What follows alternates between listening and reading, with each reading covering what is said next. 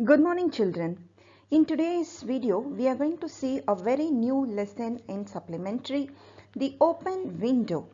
And also, we are going to see about notice writing. So, let's start with the supplementary lesson, the open window. The open window, we all know what is open window, right? So, it sounds that the window is opened. So we usually used to open the window for some reasons, to get cool breeze or for sunlight, right? But in this lesson there is a secret behind the open window. Let's see what was the secret behind the open window. The open window was written by Saki. Let's see about the author. The author's full name is Hector Hook Munro, but his pen name is Saki. So he was born on 18 December 1870. He was a British writer and a master of short story. So he started his career as a journalist for newspapers such as Westminster Gazette, the Daily Express, the Morning Post, and magazines such as the Bystander and Outlook. The very first book of him is The Rise of the Russian Empire, a historical study. So this is all about the author. So now let's enter into the introduction of the lesson, the open window. Before entering into part 1, we'll just have an outline of what is going to happen in part 1. Frampton Nuttall has bad nerves. He retires to the country for cure and calls on a family friend. The lady being busy upstairs, her young niece refers to a family mishap with focus on the open window. Here, Frampton Nuttall, he was suffering with bad nerves. That is, he was having some issues with his nerves. So he want himself to be treated. On the advice of his doctor, he travels to a village to get himself treated about his nervous condition. Nuttall's sister, that is, Nuttall is Frampton Nuttall. So Nuttall's sister, she previously lived in that place. So she provides him a letter which to be given to Mrs. Sappleton. The letter to be given to Mrs. Sappleton. So when he arrives, Sappleton's niece, that is he was in Sappleton's house. So when he arrives over there, Sappleton's niece Vera entertains him while he waits for Mrs. Sappleton. Vera, she has a vivid imagination and she enjoys weaving stories for her own. So, the place where they both were sitting, there was an open window. As I said, Vera, she had a very good imagination. So now she said something about the open window which made Frampton Nuttall scared about that. In part 1, let's see what Vera said about the open window and why Frampton was scared about what she said. Let's enter into part 1. My aunt will be down presently, Mr. Nuttall, said a very self-possessed young lady of 15. In meantime, you must try and put up with me. So now Frampton Nuttall was now sitting in Mrs. Sappleton's house. Mrs. Sappleton was busy and so her niece, a 15-year-old girl, was sitting with Frampton and talking with him. So can you guess who is that young lady of 15? We have already seen in the introduction itself, that is a girl who engaged Frampton Nuttall. Who is that girl? Yes, it's Vera, Sappleton's niece. Frampton Nuttall endeavoured to say something which should duly flatter the needs of the moment without unduly discounting the aunt that was to come. Privately, he doubted more than ever whether these formal visits of a succession of total strangers would do much towards helping the nerve cure which he was supposed to be undergoing. I know how it will be, his sister had said when he was preparing to migrate to this rural retreat. You will bury yourself down there and not speak to a living soul, and your nerves will be worse than even from mopping. I shall just give you letters of introduction to all the people I know there. Some of them, as far as I can remember, were quite nice. So, Frampton Nuttall, he tried to say something which would impress the niece right at the moment, and also he thought of speaking some good words for her aunt, who hasn't yet come out of the room. But personally, he doubted whether these kinds of visit to the stranger becomes, because here the stranger is Sappleton, because they are all quite new for Frampton Nuttall. So that is because Sappleton family was a stranger to him. So he doubted, will it ever cure his nerve problem, which he was supposed to be getting treated.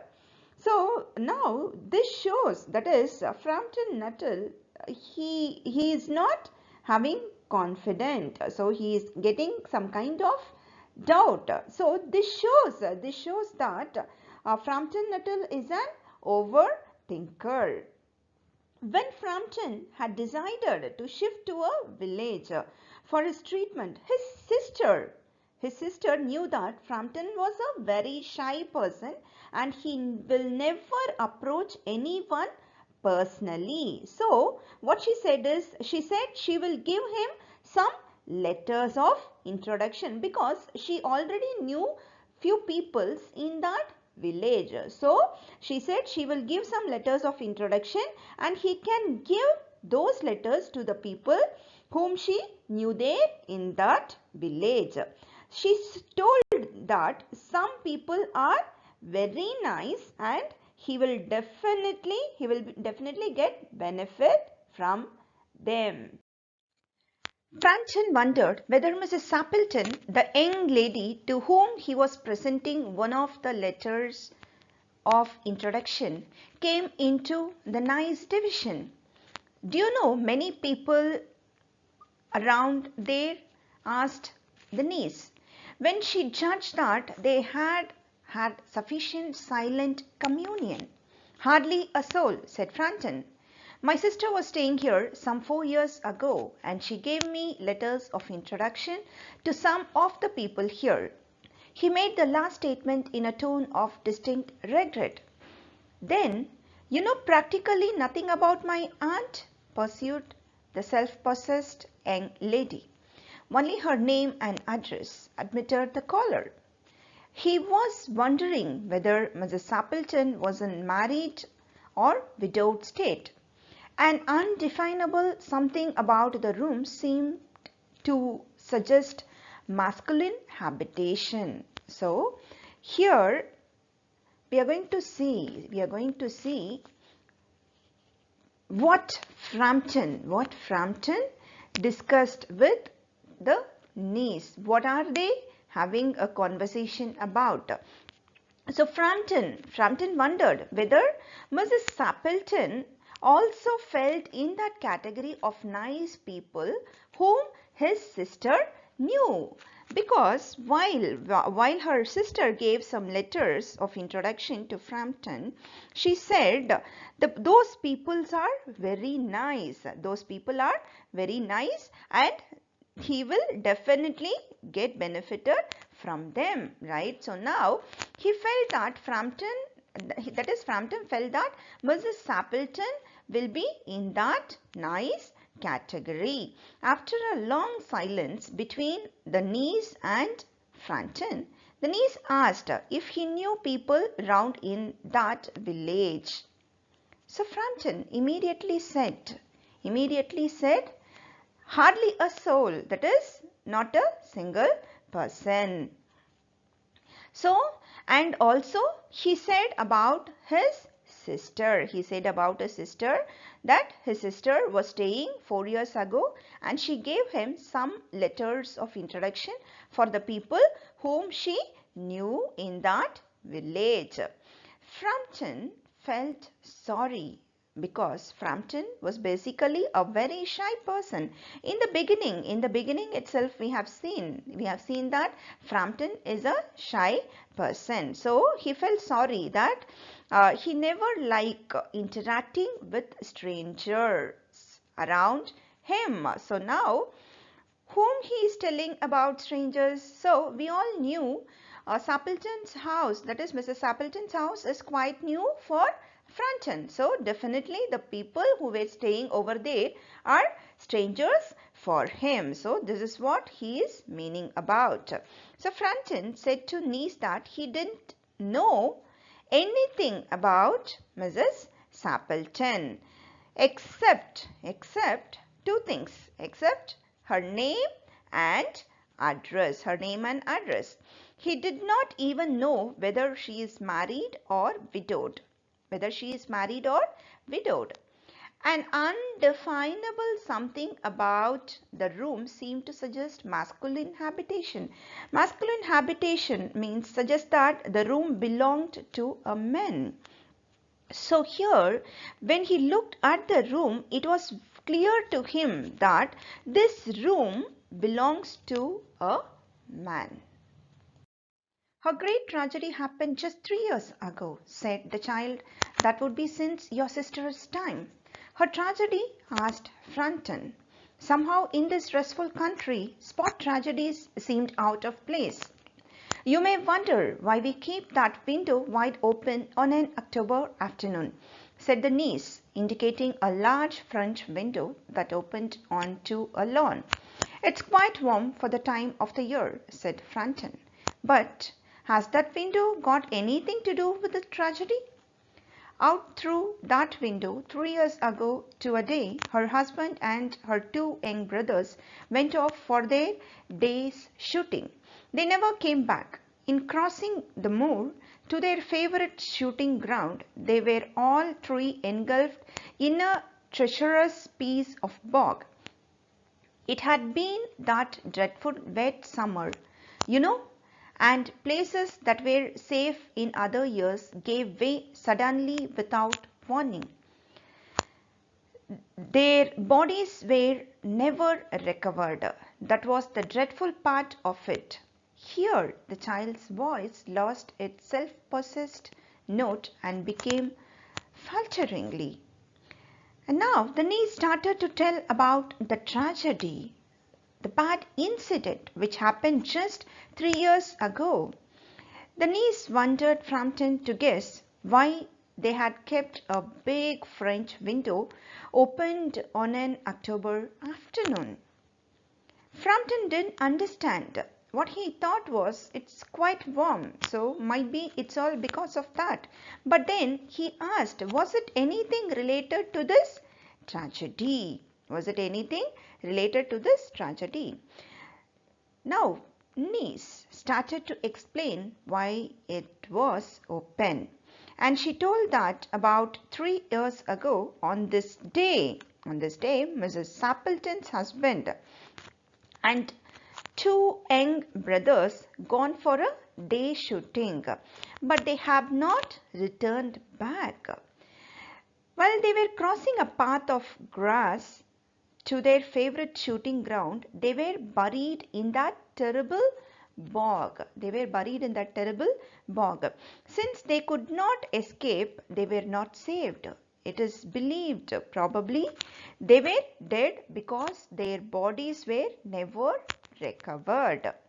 And that was the most terrible part of this tragedy. So while telling the story, niece, she had lost her calm and her voice is composed. Her voice started to shake because of the emotion she was undergoing. Poor aunt always thinks that they will come back someday. They and the little brown spaniel that was lost with them. Spaniel is a breed of dog and walked in at that window just as they used to do. That is why the window is kept open every evening till it is quite dusk. Poor dear aunt, she has often told me how they went out, her husband with his white waterproof coat over his arm, and Ronnie, her youngest brother, singing Bertie, why do you bound? Why do you bound? As he always did to tease her because she said it got on her nerves. Do you know, sometimes on still quiet evening like this, I almost get a creepy feeling that they will all walk in through that window. So Mrs. Appleton's niece added that her poor aunt, she expect at some day her husband, two young brothers, and their dog will walk in through the same window. That is why the window was kept open every evening till it was quite dark. And also her aunt told how they had gone out. So her aunt said how they have gone out. So now here there are few information given about them, how they went out. When they left, her husband with his white waterproof coat over his arms, and one of his youngest brother, Ronnie, he was singing Bertie, why do you bound? So he always used to sing this song to tease her sister because she usually used to tell that it is getting on her nerves. So now the Mrs. Appleton's niece, that is, she is telling that she will feel strange sometimes. She will feel strange sometimes that they will all walk in through that window. That is when evening comes, because the window was open from morning, that is from morning till evening, right? So she got, that is, she was telling that niece, that is Vera, she used to get scared. They may walk in through that window as what Mrs. Appleton was expecting. In part 1, we have seen two persons having conversation between each other. Who were the two persons? We very well knew. One is the Frampton Nuttall and another is Mrs. Appleton's niece, right? So till the end of the first part, we have not seen Mrs. Appleton. So that is Mr. Frampton Nuttall, he was having conversation only with Vera. So she have given all his imagination and she have said something about the open window. So now in part 2, we'll be seeing whatever she said is what happened really, or all as we knew that she has a very good imagination, right? So let's see whether it's all a imagination. So let's enter into part 2. Mrs. Appleton comes down at last and inadvertently confirms her niece's story. Frampton tries to acquaint his host with the nature of his ailment. Through the open window, he can see things that worsen his nerves. So here they have given some hint about part 2. So Mrs. Appleton's niece added that her poor aunt expects, that is, we have seen that she have given some kind of a story that aunt is expecting that her husband and brother will be coming through this window right now. Almost now Frampton, he was in a nervous condition because he listened to all the story what her niece said, right? Mrs. Appleton's niece said. So now In part 2, Mrs. Sappleton, she comes down. Through her talk, she confirms whatever niece had told is true. Franton tries to tell her about his illness, and through that open window he could see something which makes him nervous. So now Mrs. Appleton, she confirms whatever her niece said, and also now Franton, he saw something through that open window which made him nervous. Let's see what he saw through the open window and what made him nervous. She broke off with a little shudder. It was a relief to Franton when the aunt bustled into the room with a whirl of apologies for being late in making her appearance. I hope Vera has been amusing you, she said. She had been very interesting, said Franton. I hope you don't mind the open window, said Mrs. Sappleton briskly. My husband and brothers will be home directly from shooting, and they always come in this way. They have been out for snipe in the marshes today. Snipe is a kind of water bird, okay, that lives in marshes. So they will make a fine mess over my poor carpet. So I like you menfolk, isn't it?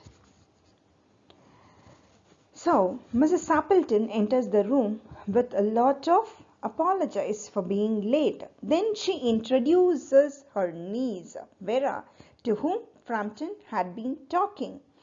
Mrs. Sappleton also told him that her husband, brothers had gone for shooting, from where they come directly through that window, because they gone out to shoot birds in the marshes. So they will have fine, that is, they will make fine mess over the carpet. So now Mrs. Appleton, she's telling, so like you menfolk, isn't it? So like you means they will usually make like this.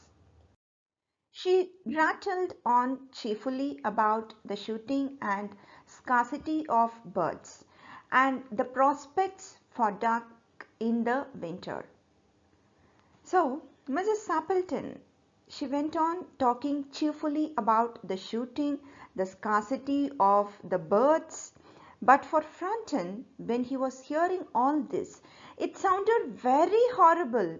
He started to feel awkward because Mrs. Sappleton, she doesn't know whatever Vera said. She just came to know about the outline. So Mrs. Sappleton, she said that her husband and two brothers, they went on shooting. So the same was confirmed by Sappleton also now. And Vera said they are no more. So now Sappleton, she is waiting for all these three. Just imagine how Mr. Frampton Nuttall will feel. Definitely, it sounds very horrible, isn't it? He made a desperate but only partially successful effort to turn the talk onto a less ghastly topic. He was conscious that his hostess was giving him only a fragment of her attention, and her eyes were constantly straying past him to the open window and the lawn beyond. It was certainly an unfortunate coincidence that he should have paid his visit on this on this tragic anniversary. The doctors agree in ordering me complete rest, an absence of mental excitement, and avoiding of anything in nature of violent physical exercise, announced Frampton, who labored under the tolerably widespread delusion that total strangers and chance acquaintance are hungry for the least details of one's ailments and infirmities, their causes and cure. On the matter of diet, they did not so much in agreement. He continued, since we have seen previously, Frampton was feeling really awkward because he was now nervous. Already we knew he was having bad nerves, right? So because of whatever Sappleton's niece Vera said, because of that he was very much scared. That is he felt it was really a very horrible about what she said, and Mrs. Sappleton, she also confirmed, right? So that is Frampton, he tried to change the topic from this horrible to something else, but he also knew that Mrs. Sappleton was not at all paying attention to whatever he was saying, but she was constantly looking at the open window which was behind him. He felt that it was unfortunate coincidence that this thing had happened 3 years ago on the same day, and he also had come to meet them on that day. Frampton now started to tell about his sickness, and he told that doctor insisted him to take complete rest, and also to stay away from mental or physical strain. That is, he should not do anything. That is, he should not strain himself, and what he need is a complete rest.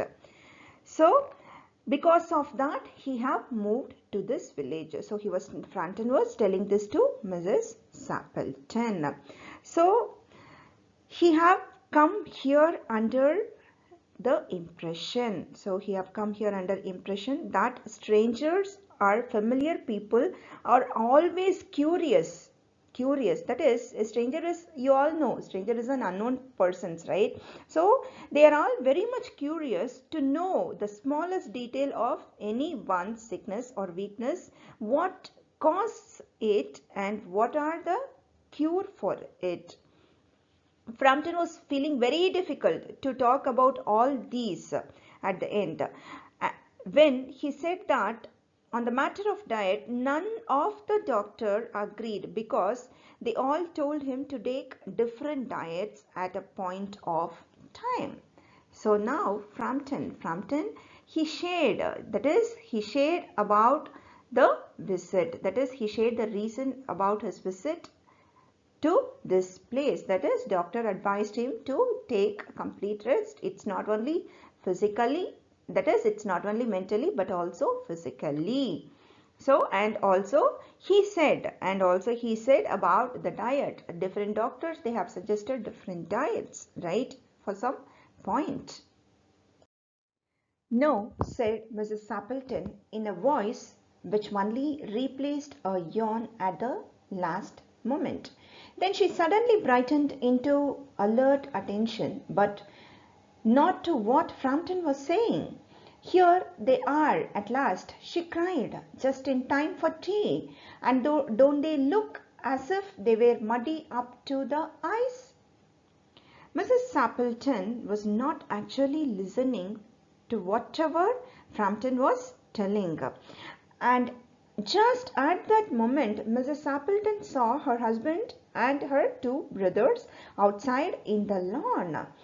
They had just come. So now she cried. She said they had just come on time for tea. Now she's telling, don't they look muddy up to the eyes? Like, as I said, they were muddy till their eyes.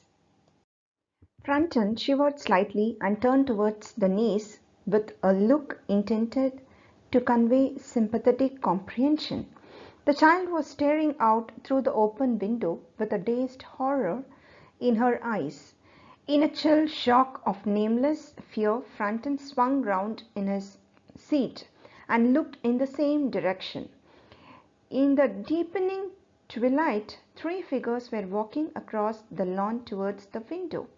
They all carried guns under their arms, and one of them was additionally burdened with a white coat hung over his shoulders. A tired brown spaniel kept close at their heels. Noiselessly they neared the house, and then a hoarse young voice chanted out of the dusk, "I say, Bertie, why do you bound?" Frampton started to shiver. He looked at niece, who was also staring at the open window with a scared expression, and then there was a shock of fear in Franton also, and he moved his seat again and he looked out of the window. So they both are now looked scared about what was there, what they saw through that open window. Out of the window he saw it was dark and three people walking across the lawn towards the window. They all carried a gun under their arms. So one of them, that is one among them, was carrying a white coat over his shoulder. And there was a brown dog which was walking along with them. When they came near the house, a rough voice started to sing the same song which Mrs. Sappleton used to get irritated with. So, in the scene, it was very clear. In other words, we can tell Franton was seeing the same scene which Vera had told him about. The way these people had gone and will come back. So let's see what we have seen so far in part 2, a quick gist. So by now Frampton was completely scared, right? Because Vera has said a story which happened 3 years ago. Mrs. Sappleton also agreed with Frampton while she was having conversation with him that she was expecting her husband and brothers right through that window, and that is why she had kept that window opened. But Mrs. Sappleton did not know what story did Vera said to Frampton. So this is what we have seen in part 2. So let's see part 3. What else can Frampton do but beat a hasty retreat? Had he seen a ghost? The niece does have knack for explaining an uncanny coincidence. How Frampton must have reacted to the situation. Do you think that he might have seen a ghost?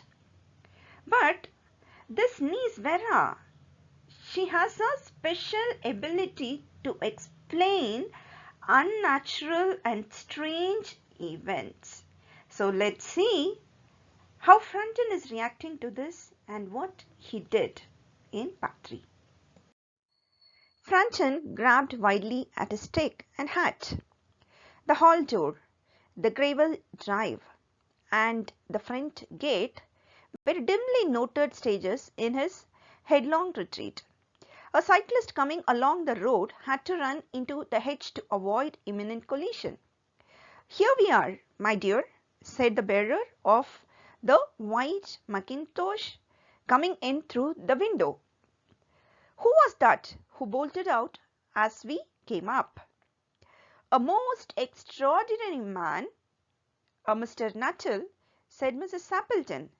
"He could only talk about his illness and dashed off without a word of goodbye or apology when you arrived. One would think he had seen a ghost." So now we knew why Frampton was like that, right? Frampton, why he's behaving like this and why he behaved like that, right? Because he was very much scared. He was very much scared. We knew what Vera said and what made him scared, because she said 3 years ago about a tragedy that Sappleton's husband and her 2 brothers, they were no more. So this window was kept open for their arrival, right? So now in a long distance he saw all these 3 coming. So what he would have thought? He would have thought that they are ghosts. Am I right? So on seeing that scene, Frampton was so scared and nervous that he did not want to stay there even for a minute. So what he did? He quickly grabbed his stick and his hat and rushed out of the hall door. Immediately he rushed out of the hall door and the sandy path of the garden and the front gate. So as fast as he could, he went outside. So Since he rushed outside, when he came on the road, he was just about to crush or have an accident with a cyclist. And then to avoid that accident, cyclist, what he did is he turned toward the hedge. He turned towards the hedge. Here come Mrs. Sappleton, that is, here comes Mr. Sappleton. He enquired Mrs. Sappleton, who was the person who rushed out hastily. And then Mrs. Sappleton, she told him he was Mr. Franton Nuttall, who was an extraordinary person who was talking about only his illness, but without a word of goodbye or apology, he left, right? He left as if one will think that he had seen a ghost. But we knew, right? We knew what he thought. What he thought about the 3-person arrival. Yes, he thought that those 3 were ghosts, right? I expect it was the spaniel, said the niece calmly. He told me he had a horror of dogs. He was once hunted into a cemetery somewhere on the banks of the Ganges by a pack of dogs and had spent the night in a newly dug grave with the creature snarling and grinning and foaming just above him. Enough to make anyone lose their nerve. Romance at short notice was her speciality. So now, after Sappleton said, because what Sappleton said to Mrs. Sappleton said to Mr. Sappleton that he have not even said a goodbye. He left as if he had seen a ghost, right? So now, Sappleton's niece, Vera, she's telling something. Let's see what she's telling.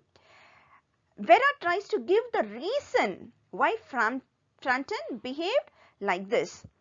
And she told them it was probably because of the dog. He reacted like this.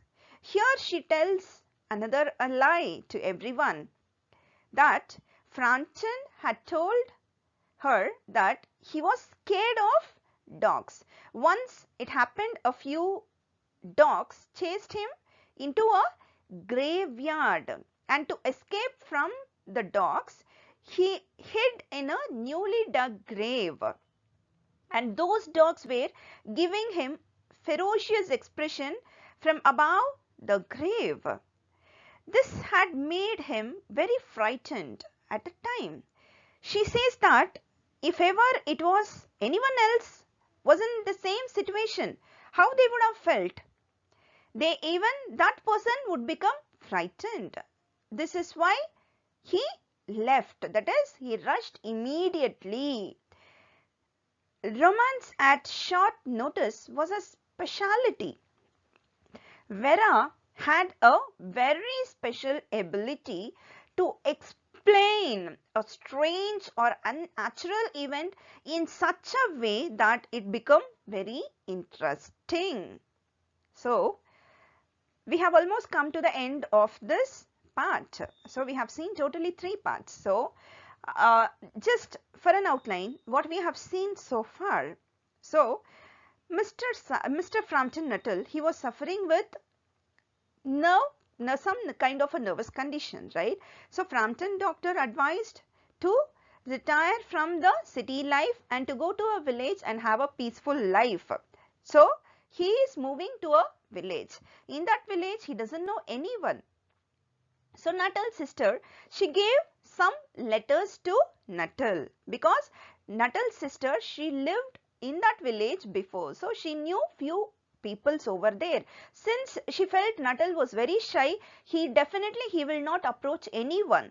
So, if he is idle, again his nerve condition may get worsened. So, she doesn't want that to happen. So, what she did is, she gave some letters of introduction to give it to people whom she know over there, and she said that those people to whom she gave the letter, they were very nice and good people. So, now Franton, he went to meet Mrs. Sappleton to drop the letter of introduction what Nuttall's sister gave, right? So over there, Mrs. Sappleton, she was busy. So before he met Sappleton, that is before Franton, before she met Sappleton, he met Sappleton's niece Vera. She had a very good imagination. See, she said some story, that is a tragedy which was happened to Sappleton's husband and his two brothers.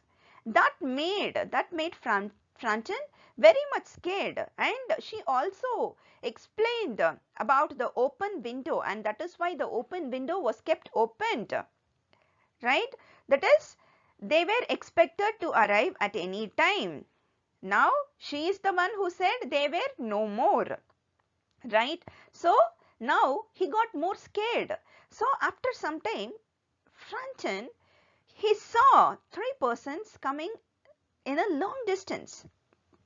Those three persons were the same whom Vera said, Mrs. Sappleton's husband and two of his brothers, and exactly with the same what Vera said.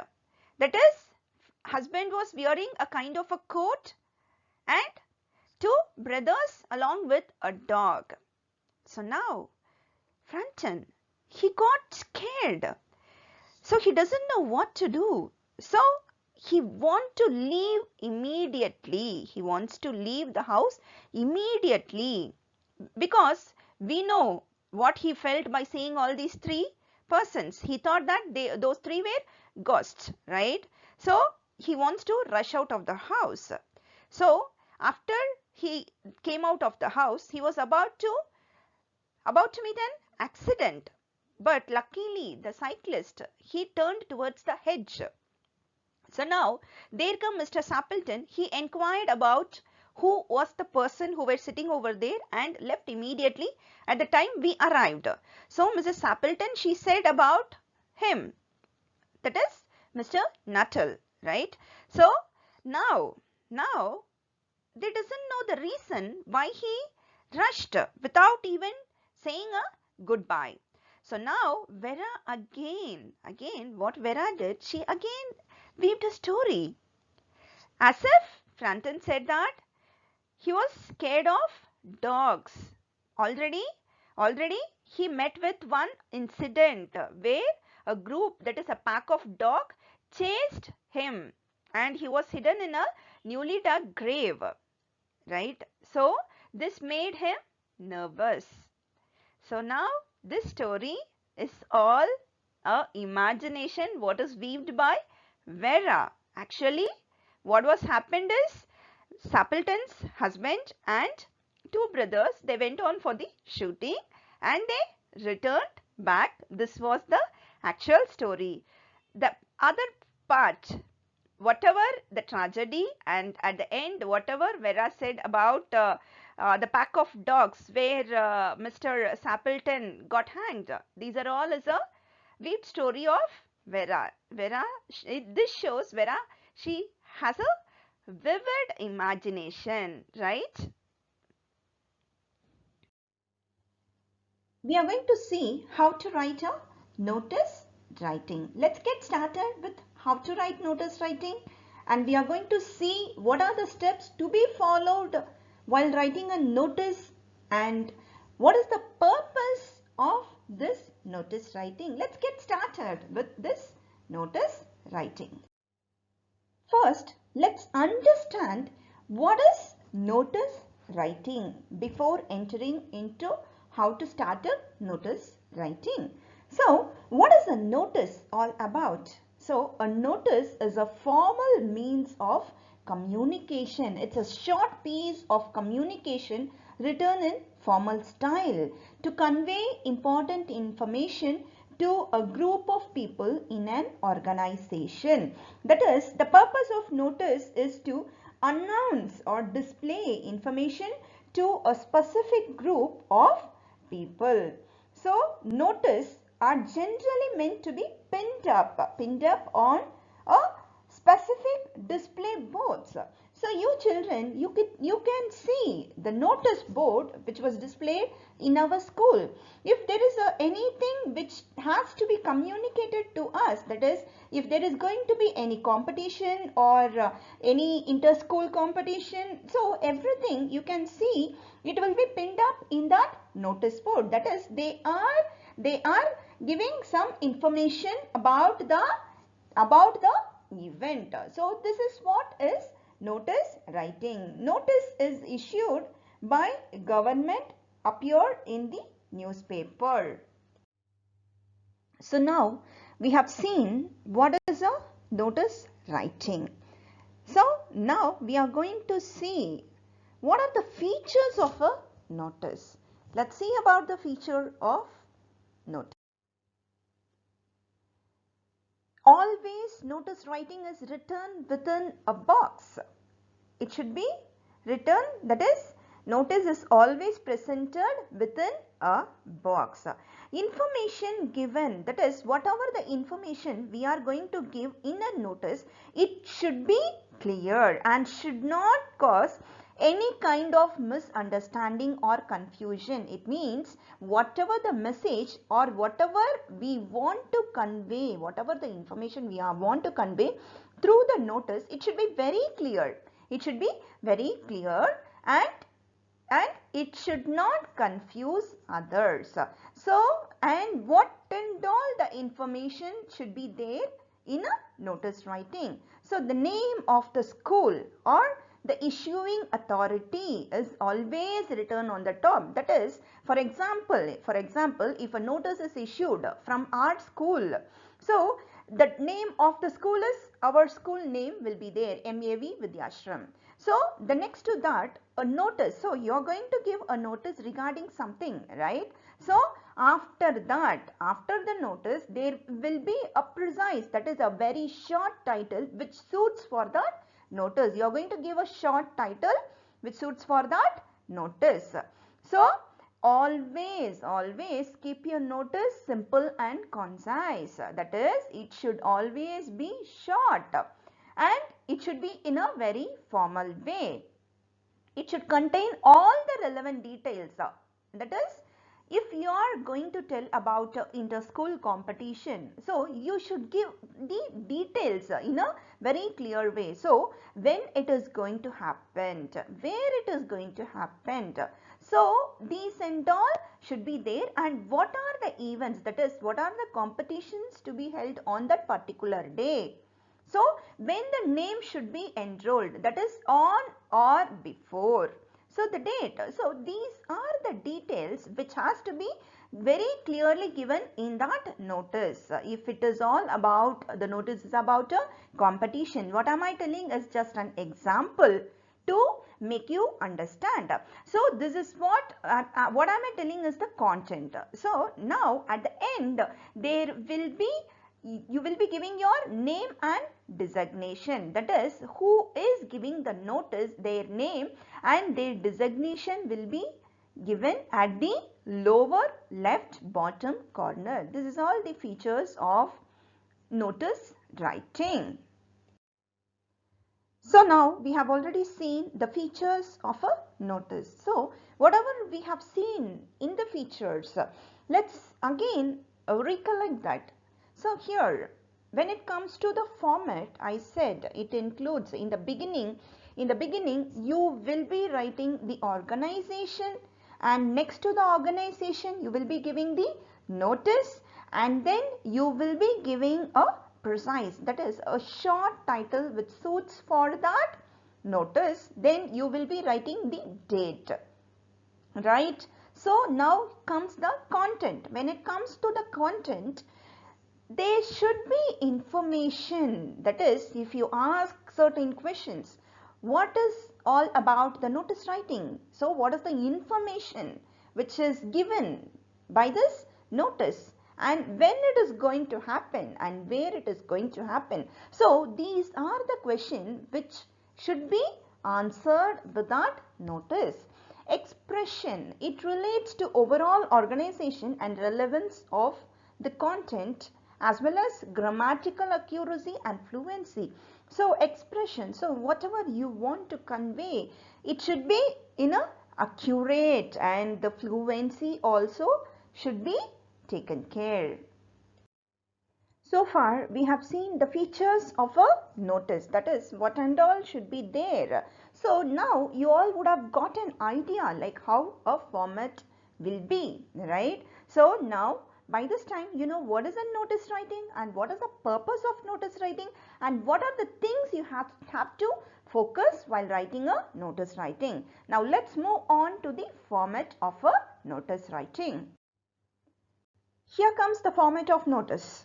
So now we have already seen orally like how a notice is going to be, right? So whatever we have seen, the same is getting reflected over the format of notice.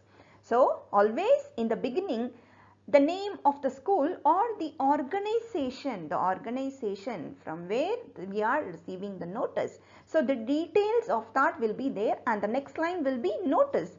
So what is that? This is actually a notice, right? So and next there should be a precise title, that is a short title about the notice, all about the notice. So if you read the title, we should guess what is a notice is all about. So that title should be in one such way, right ma? So next comes date. Date on the day when you are giving this notice, right? So the day and date you will be giving it. Content. Content is, as we discussed, about what you are going to give. For example, if there is going to be, as I said, inter-school competition or inter-school sports on particular day, so there are different sports, maybe volleyball, football, throw ball. So you should be enrolled on or before so on so dates. So this notice is all about the enrollment. So that is what will be the content. That is what will be the content. So down the name, that is who is giving this notice, and their signature and their designation. So notice writing is a very, very simple one, as same like a report writing, right? So here the format of notice is beginning, name of the school or organization. Next comes the notice, a suitable heading, that is you are going to give the title, right? Next is date, and then content, and then the name, signature and designation. So it's very easy. I hope you understood this notice writing. So now let's move on to an example of, that is we'll see an example so that you will be more clear with this notice writing. So here comes the example. You are the cultural secretary of your school.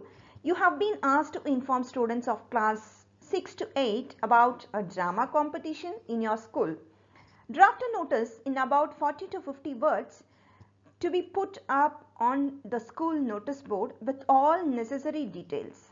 Enclose the notice in a box. So we are going to write a notice for this. Let's see how to get started writing for this. So now we have already read what was the question.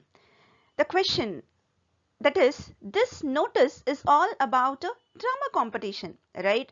So as I said, in the first line, what you have to give? You have to give the school, name of the school, that is from where you are giving the notice. And then the second line, notice, it's going to be the same whichever type of notice it is. And next comes a short title. So we all know what is the competition and what was the notice is all about. It's all about a drama competition. And next comes, in the left corner, you will be writing the date. Now comes the content. Next to the date is the content. So as I said, the content should always give you the answer for certain question. What is the notice is all about, and when it is going to happen, where. So these are the questions. So this content should give the answer for all these. So what are the things here? What is needed? An inter-house drama competition will be held in the school auditorium on 20th August. So when it is going to happen? 20th August. Student of class 6 to 8 willing to participate should give their names to the undersigned before 30th July. So here, when the student has to be enrolled, that is on or before date, that is they should enroll before 30th of July to the undersigned person. Who is the undersigned person? The cultural secretary who have given this notice. For further information, meet the undersigned during the school hours. So, if at all you want for the further further information about this drama competition, you can meet the same person during the school hours. So, this notice writing should be short. It should not extend more than 50 words. That is, this is what the major details which should be there in the notice. If it is any further information, if it is needed, you can give the particular so and so person to whom you can, that is you can meet and you can get the information. In this notice itself, you are not going to give the entire information or complete details about this competition. So this is what a notice writing is, and down the last right, that is the last left side corner, you will be giving the person and their designation, the person name and the designation. So notice writing is as easy compared to the other composition. I hope you all understood how to write this notice writing, and I hope it is very clear to all of you, my dear children. Hope you all enjoyed today's class. So we have seen a new lesson in supplementary, the open window, and also a composition, notice writing. I hope you all understood these two what we have seen today. Have a nice day, my dear children.